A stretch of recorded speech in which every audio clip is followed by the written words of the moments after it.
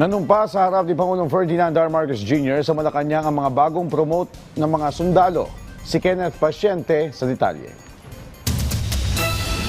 Maglingkod ng may integridad at tapang. Yan ang malinaw na panawagan ni Pangulong Ferdinand R. Marcos Jr. sa mga bagong promote na general at flag officer ng Armed Forces of the Philippines. Binigyang diin ng Pangulo ang kahalagahan ng kanilang panunumpa bilang pagpapakita ng katapatan sa konstitusyon, serbisyo sa mamamayang Pilipino at pagmamahal sa bansa. Kasabay ng pagbati ng Pangulo sa mga general at flag officer, pati na ang dalawang bagong graduate mula sa Foreign Pre-Commissioned Training Institutions, pinaalalahanan sila ng Pangulo na ang bagong ranggo ay may kaakibat na mas mataas na responsibilidad.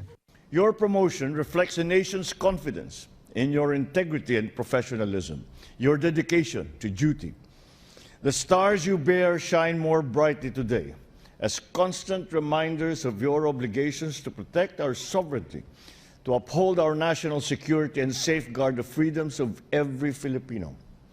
This responsibility is shared by our reservists, whose roles as a force multiplier continues to strengthen the capabilities of the armed forces.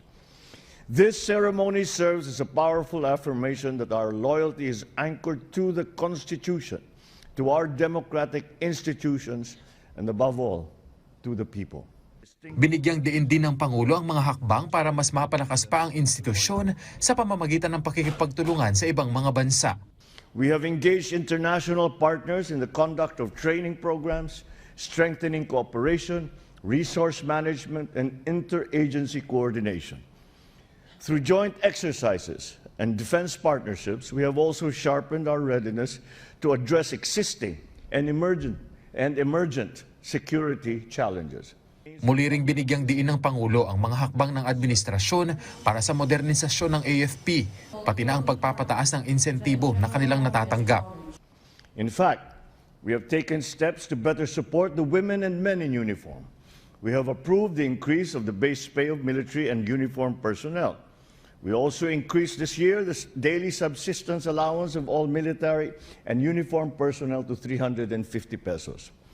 All these reflect our principle that honoring service means ensuring that those who serve are given the support and dignity that they rightfully deserve.